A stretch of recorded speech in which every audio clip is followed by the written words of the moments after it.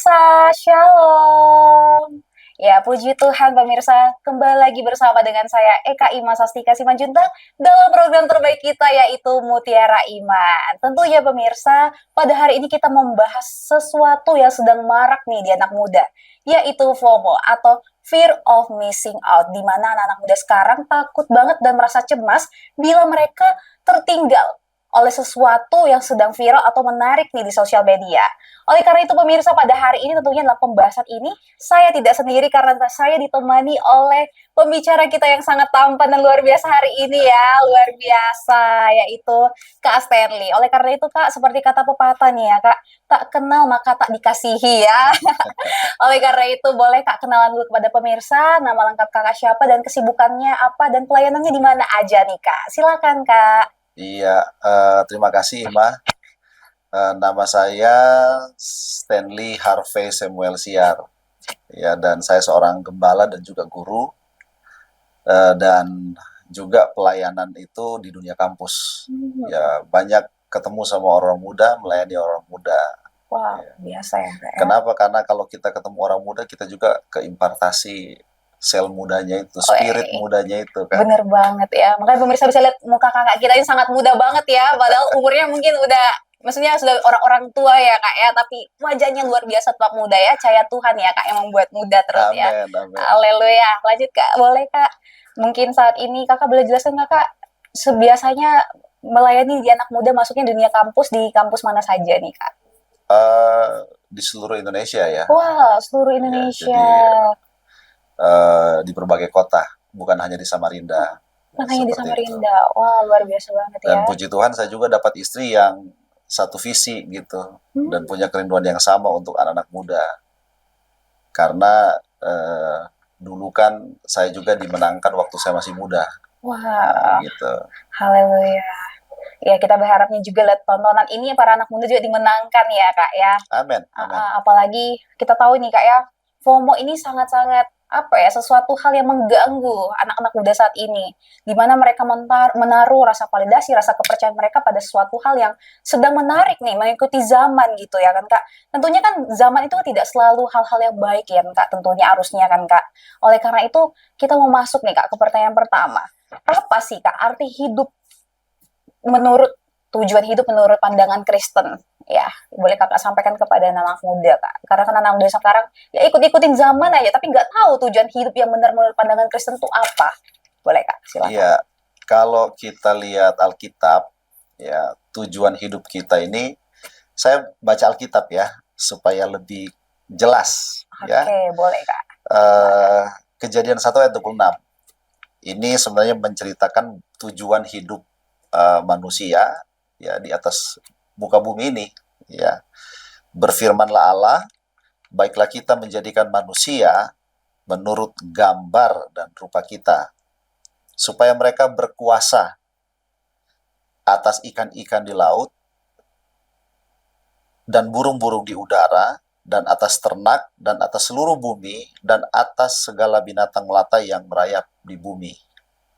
Jadi sebenarnya tujuan hidup kita itu adalah berkuasa. Berkuasa ya. Iya, kita dikasih potensi, kita dikasih kemampuan oleh Tuhan untuk menguasai bumi ini. Baik itu yang ada di air, di udara, di darat, seluruh bumi. Jadi sebenarnya kita hanya perlu hidup dari potensi yang Tuhan taruh dalam hidup kita. Seperti itu. Semua orang kan punya bakat, punya kemampuan, punya hal-hal ajaib yang luar biasa yang Tuhan taruh dalam hidup kita. Iya, benar banget. Ya, bahkan Zig Ziglar kan bilang bahwa kita diciptakan untuk menuntaskan segala sesuatu. Jadi kita punya kemampuan itu luar biasa. Biasa ya Kak ya. Apalagi kita dibentuk, diciptakan sesuai dengan rupa Allah ya Kak ya. Betul. Menarik banget nih Kak. Ya makanya oleh karena itu anak-anak muda jangan mengikuti tujuan atau arus hidup orang-orang lain ya Kak, karena setiap orang tuh punya jalurnya mereka masing-masing ya Kak, menurut lidah mereka masing-masing. Betul. Dan tentunya setiap anak muda Tuhan taruh keunikan mereka dan bidang mereka masing-masing gitu ya Kak. Makanya kita nggak boleh ngikutin orang lain seperti ini, jadi saya harus seperti ini, jangan seperti itu ya kan Kak. Karena setiap manusia tentu dilahirkan dan diciptakan dunia ini punya tujuan yang mulia yang Tuhan taruh masing-masing dalam kehidupan mereka. Iya. Ada satu anak muda yang hebat Siapa tuh di Kak? Alkitab namanya Daud. Wah, Daud. Nah, Kenapa Daud tuh Kak ini Daud? yang menjadi Raja Israel kedua. Tapi cerita kepahlawanannya itu luar biasa dimulai dari muda. Bahkan ketika di Perjanjian Baru, itu namanya masih disebut. Kalau saya baca dalam Kisah Rasul 13 ayat 36, sebab Daud melakukan kehendak Allah pada zamannya. Lalu ia mangkat dan dibaringkan di samping nenek moyangnya, dan ia memang diserahkan kepada kebinasaan. Artinya gini, semua orang punya waktu dan zaman. Jadi kita harus maksimal itu di zaman kita. Ya kalau kita hidup ini nggak maksimal di zaman kita, sia-sia hidup kita. Karena kita lahir di muka bumi ini kan nggak kebetulan. Setuju banget. Kak. Kita harus tahu bahwa kita harus melakukan sesuatu di dalam rencana Tuhan yang hebat atas hidup kita tadi. Kita dikasih kuasa, dikasih potensi atas bumi ini, dan kita harus apa di situ dibilang melakukan kehendak Allah di zaman kita. Daud melakukan kehendak Allah di zaman dia, dan kita melakukan kehendak Allah di zaman kita. Gitu. Yaitu apa? Yaitu mempertajam kualitas kehidupan kita sesuai potensi yang Tuhan taruh dalam diri kita. Benar banget, Kak. Supaya kita bisa menguasai sesuatu. Ada seorang wanita, dia dari kecil dia suka memperhatikan sapi. Sapi terus yang dia perhatikan. Sapi sampai dia menjadi ahli sapi. Dan dia punya peternakan terbaik nomor 2 di dunia. Wah, siapa tuh orangnya, Kak? Siapa? Saya lupa. Cuma dia di Amerika. Oke. Ya. Artinya begini, posisi kita adalah harus menguasai sesuatu. Semua orang kita dikasih potensi. Ada yang jadi pemusik, ada yang jadi chef, ada yang bagian presenter, ya, dan ada yang jago ngomong, ya, dan lain-lain, banyak sekali. Ya, dan kita harus ada di sana untuk mempertajam potensi itu, menghidupi itu. Pertanyaan selanjutnya Kak, bener banget ya tadi yang Kakak bilang ya bahwa setiap kita punya bidangnya masing-masing yang Tuhan taruh, talenta kita yang kita pergunakan sesuai dengan kehendak Tuhan di zaman kita yang sekarang. Sebagaimana yang Kakak tahu kan Kak, sekarang ini anak-anak muda itu terkena instant gratification gitu loh Kak, media instant gratification yang dimana anak-anak muda ini sangat-sangat tervalidasi kesenangannya lewat like-like yang mereka dapat dan juga hiburan-hiburan instan yang mereka temukan di media sosial dan juga TikTok seperti yang Kakak tahu atau enggak YouTube ya untuk menghibur kesenangan mereka. Nah, tapi Kak, tahan dulu, nanti kita akan bahas setelah segmen yang berikut ini. Oleh itu pemirsa, jangan kemana-mana, tetap standby di acara program kita Mutiara Iman.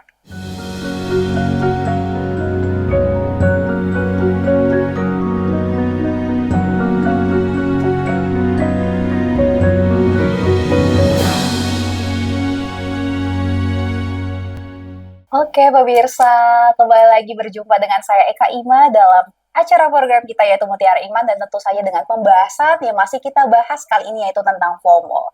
Ya tadi ya Kak, seperti Kakak tahu bahwa anak-anak muda sekarang terkena dampak dari budaya instant gratification di mana anak muda sangat-sangat menaruh rasa validasi dan rasa kepercayaan diri mereka terhadap likes dan komentar yang mereka dapat. Bahkan saat ini anak-anak muda senang mencari hiburan yang instan nih Kak ya lewat YouTube, review YouTube, atau enggak TikTok seperti itu yang benar-benar instan banget. Mereka merasa hiburan itu bisa dapat dari situ nih Kak. Bahkan ada mereka mendapatkan kesenangan dari belanja yang banyak banget nih Kak. Belanja online yang begitu banyak sampai mereka boros banget ya Kak. Tidak bisa menggunakan uangnya dengan sebaik-baiknya gitu Kak. Jadi bagaimana nih Kak cara kita anak muda dengan bijak menghadapi permasalahan tersebut terkait budaya instant gratification? Silakan Kak.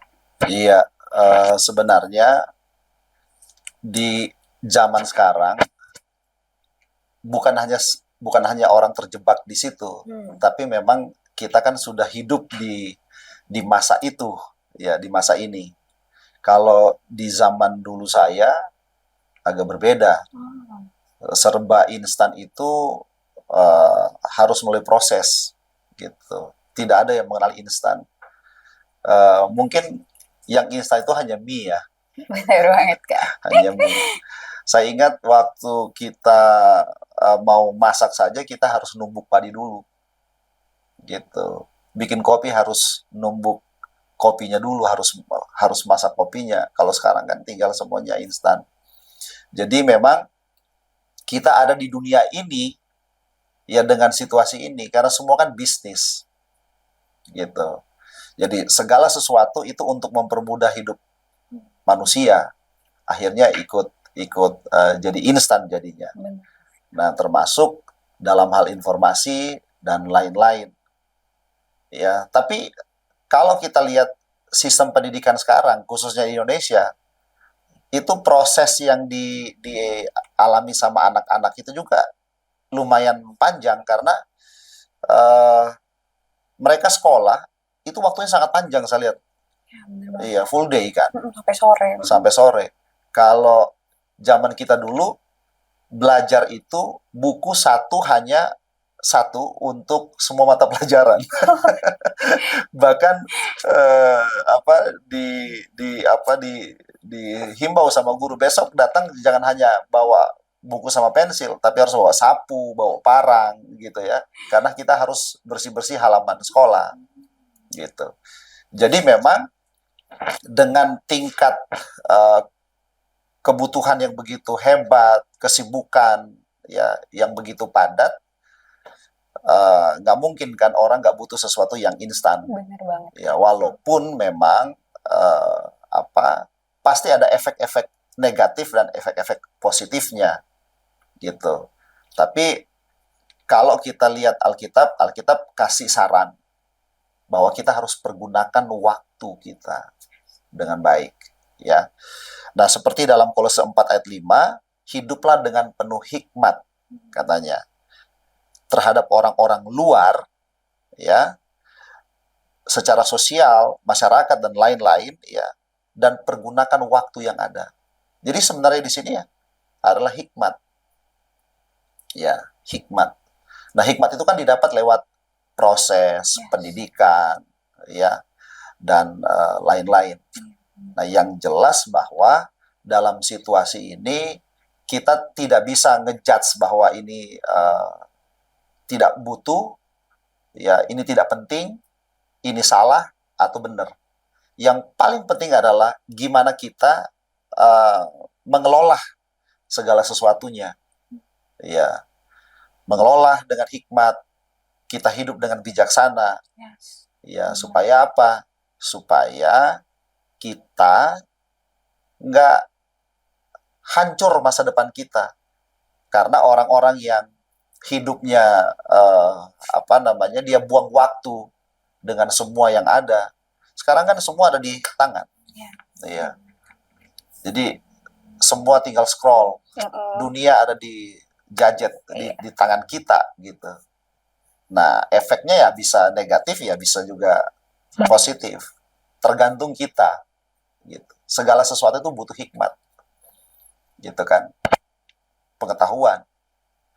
Nah, sekarang coba lihat dari bayi-bayi walaupun tidak bisa baca, mereka sudah bisa loh cari program sendiri tuh di YouTube. Bener banget lagi, Kak. Iya, balita-balita itu, anak-anak kecil yang nggak tahu baca, mereka tahu semua. Gitu, semua serba instan memang. Tapi posisi itu memang harus ada pendidikan yang baik. Mulai dari rumah, sekolah, di lingkungan. Ya, memang peran keluarga, peran gereja itu penting. Ya, pakai Ima.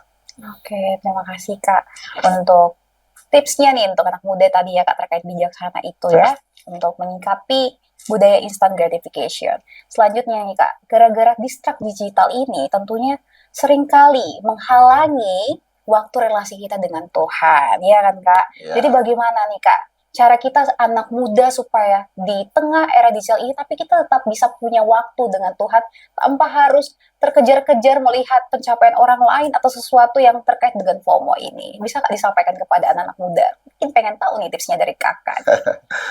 Iya.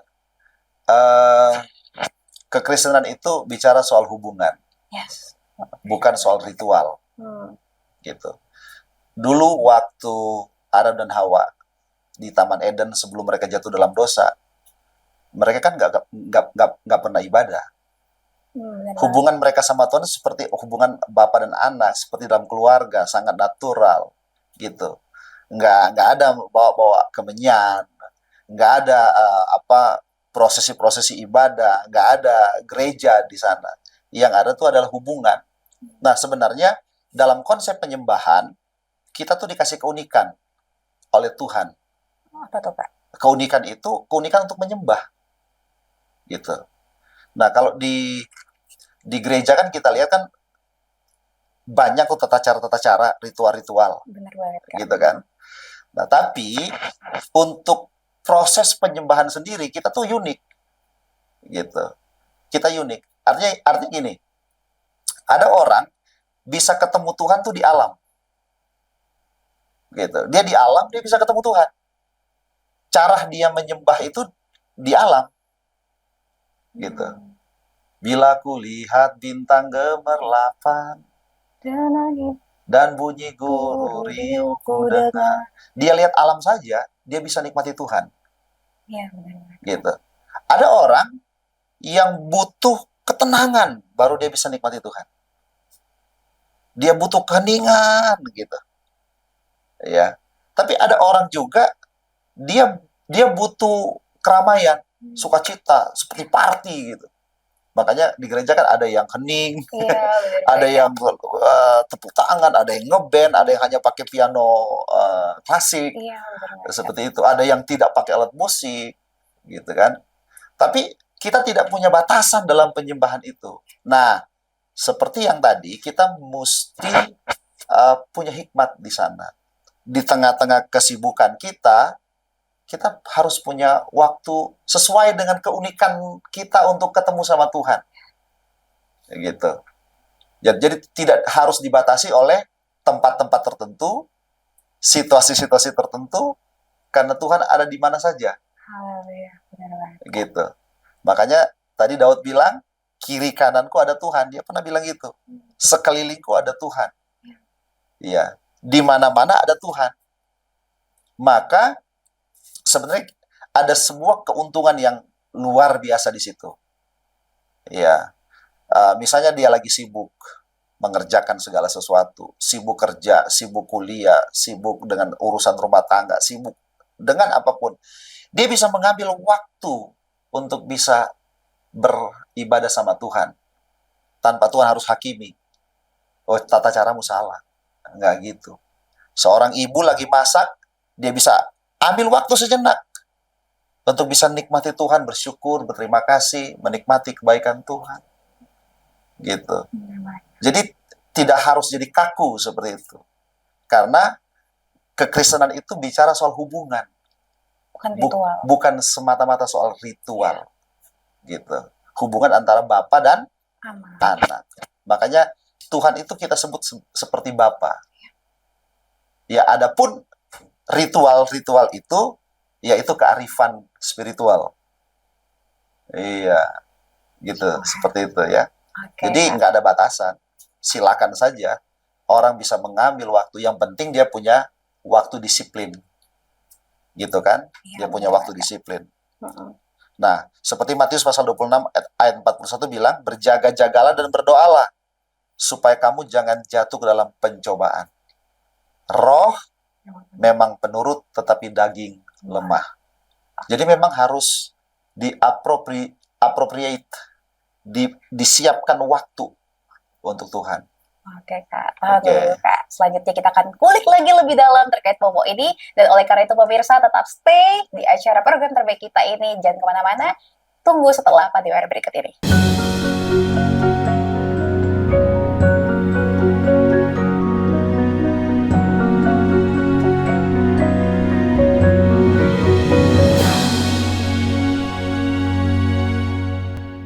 Shalom pemirsa, kembali lagi berjumpa dengan saya Eka Ima dalam program terbaik kita Mutiara Iman dan tentu dengan pembahasan FOMO bersama narasumber terbaik kita yaitu Kak Stanley. Ya Kak, tadi kita sudah membahas terkait dengan FOMO ini ya Kak, bagaimana kita hidup bijak menghadapi FOMO ini. Tapi pertanyaan tadi Kak, sekarang tadi kan Kakak sudah membahas terkait tujuan hidup ya. menurut pandangan Kristen. Sekarang pertanyaannya adalah bagaimana cara kita anak muda mengetahui bahwa saat ini kita sudah hidup menurut tujuan dan apa yang Tuhan sudah rencanakan bagi kita. Bagaimana kita bisa mengetahui bahwa kita sudah hidup dalam tujuan Tuhan itu? Bisa Kak jelaskan kepada anak muda? Pasti kepo banget nih Kak. Iya, ada satu hal yang luar biasa yang Tuhan taruh dalam hidup kita, yaitu hati nurani. Ya, hati nurani itu penting. Eh, Biasanya orang itu menilai segala sesuatu atau mengambil keputusan itu berdasarkan pertimbangan baik atau buruk. Ya, ini lebih berguna atau tidak berguna, gitu. Tapi pertimbangan kita itu harusnya melebihi itu, yaitu lewat hati nurani, gitu. Jadi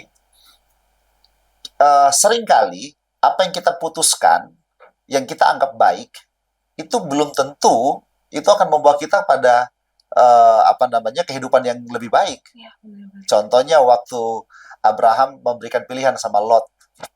Lot melihat satu hamparan padang, tempat yang sangat subur, yang menurut pandangannya Lot bahwa ini cocok buat domba-domba saya, buat peternakan ini bagus banget begitu. Kenapa? Karena dia menaruh keputusannya itu berdasarkan apa yang dia lihat baik, gitu. Nah, waktu manusia jatuh dalam dosa kan, uh, karena mereka makan buah pengetahuan baik dan jahat. Ya, Jadi pertimbangan orang itu berdasarkan itu, baik dan jahat itu. baik dan jahat, buruk dan tidak buruk. Iya. Nah, tapi kita tuh harus berdasarkan hati nurani. Mungkin sepertinya pilihan itu secara logika, hitung-hitungan kita itu Baik, benar.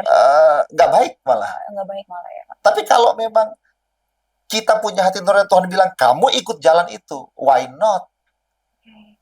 Why not? Gitu. Sekarang untuk kita bisa memilih nih, pilihannya banyak. Untuk memilih berdasarkan baik dan buruk itu mudah. Tapi kan pilihan tuh banyak. Ada baik, ada cukup baik, lebih baik, ya, terbaik, terbaik, benar. sangat baik, dan lain-lain. Iya. Nah, untuk memutuskan itu kan sulit. Nah, dibutuhkan hati nurani. Gitu. Contoh, waktu kamu lagi dekat dengan 5 orang pria misalnya. Aduh. Oke, iya kan? Semuanya baik nih. Iya. Semuanya baik. Di situ dibutuhkan hati nurani, dibutuhkan hati nurani. Mana tuh yang terbaik? Kenapa? Karena Tuhan sendiri itu selalu bersaksi lewat hati nurani kita. Dia bicara di hati ini. Nah, ada banyak keputusan yang kita nggak perlu nasihat orang, pendapat orang, tapi pendapat hati nurani. Nah, makanya yang penting di sini adalah gimana tuh hati nurani terus dijaga supaya dia bersih. Gitu. Untuk apa? Karena di situ kita harus mengambil keputusan berdasarkan hati nurani. Walaupun memang pertimbangan juga perlu. Gitu. Tapi hati nurani itu penting. Bahwa kita harus mengikuti hati nurani kita ya Kak, untuk mengetahui apakah hidup kita sesuai dengan rencana Tuhan atau tidak. Wah. Oke Kak, kira-kira Kak, apa sih yang ingin Kakak sampaikan kepada pemuda Kristen yang saat ini sedang merasa kehilangan arah di era digital ini? Ya, karena tadi FOMO-FOMO itu nih Kak, apa yang ingin Kakak sampaikan kepada pemuda yang saat ini merasa kehilangan jati diri, atau aduh saya merasa diri saya nggak guna hidup di dunia ini karena melihat pencapaian-pencapaian orang itu. Silakan Kak, sampaikan kepada pemuda yang sedang menonton kali ini. Ya, baik Ima. Artinya kita jangan hidup sesuai standar orang. Dan dipengaruhi oleh opini orang. Gitu. Karena setiap kita unik, dan kita ini dikasih kemampuan seperti yang saya sudah katakan tadi. Ya. Oleh sebab itu, dalam Timotius 1 ayat 19 bilang gini, beberapa orang telah menolak hati nuraninya. Nah, dan karena itu kandaslah iman mereka. Nah, jangan sampai di zaman ini iman kita justru kandas. Hanya karena kita terdistrak itu tadi, terganggu dengan pencapaian orang, dengan rezeki orang, dengan semua apa yang orang punya gitu. Kita cukup dengan diri kita mencukupkan diri kita dengan apa yang ada pada kita. Bersyukur seperti itu. Kalau kita tahu Tuhan itu sayang sama kita, ngapain kita harus repot sama orang-orang yang membenci kita? Iya, benar. Kalau kita tahu Tuhan itu sumber kecukupan kita, sumber masa depan kita, kenapa kita harus terganggu dengan pencapaian-pencapaian orang? Seperti itu. Karena kita juga Tuhan ciptakan, Tuhan bentuk untuk punya masa depan yang gilang gemilang. Haleluya. Berkata Alkitab ya Kak, Iya, Amsal 23:18, karena masa depan sungguh ada dan iya, harapanmu tidak akan hilang. betul. Haleluya.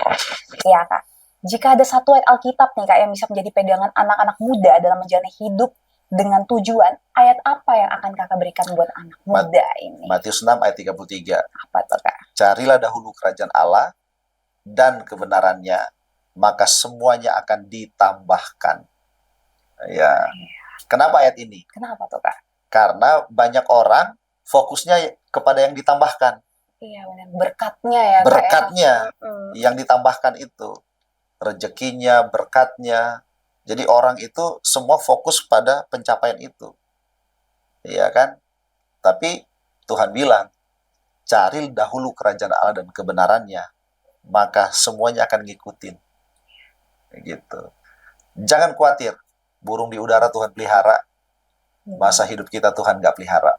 Haleluya. Ya, Puji seperti Tuhan. itu ya. Iya benar banget sih, Kak. Tuhan berkati. Tuhan berkati Kak. Ya. Oke Kak Stanley, kita sudah membahas banyak banget ya tentang FOMO, tentang tujuan hidup sesuai dengan rencana Tuhan. Bahkan Kak sudah memberikan kata-kata nih buat anak muda, bahkan sampai ayatnya ya Kak, carilah dulu kerajaan Allah dan kebenaran, maka semua akan tambahkan kepadamu. Dan ya sudah banyak banget yang kita bahas, dan semoga apa yang sudah Kakak sampaikan itu menjadi berkat buat anak-anak muda sekarang dan juga dimenangkan ya Kak. Dan oleh karena itu, karena kita dari penghujung acara nih Kak, dan kita akan menutup statement kita pada hari ini. Dan oleh karena itu para pemirsa di rumah, terima kasih dan sampai jumpa di episode selanjutnya. Tuhan Yesus memberkati dan shalom. Terima kasih Kak Stanley. Shalom, Tuhan Yesus berkati.